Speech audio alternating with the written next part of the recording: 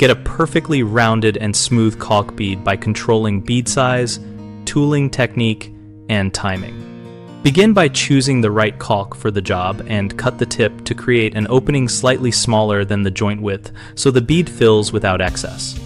Load the tube into a caulk gun, apply steady forward pressure, and move at a consistent speed to lay a uniform bead. Practice on scrap material to match speed to bead size.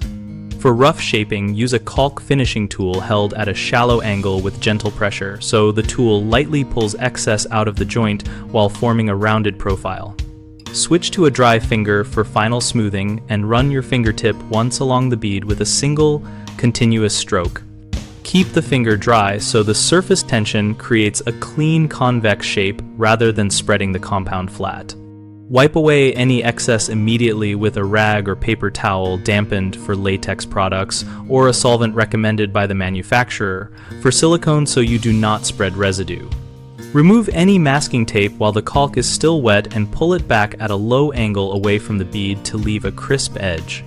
3 common mistakes are cutting the tip too large and forcing excess material into the joint, dragging multiple short strokes that create ridges, and waiting too long to remove tape or excess so the compound skins over.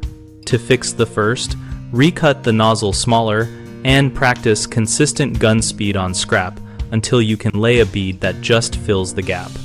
If you find ridges from starts and stops, retrace the bead immediately with a single gentle finger stroke from one end to the other and practice continuous motion on future runs. When tape or excess has skinned over, use a sharp utility knife to carefully trim the dried edges and reseal if needed. And next time, remove tape while the material is still wet to prevent ragged edges. BigHomeProjects.com connects the caulking techniques we just discussed to local help so homeowners can find contractors who perform, finish quality work, and contractors can find new projects in their area. We also host a community discussion board where we and other members share tips, ask questions, and post photos so everyone can learn and get better results.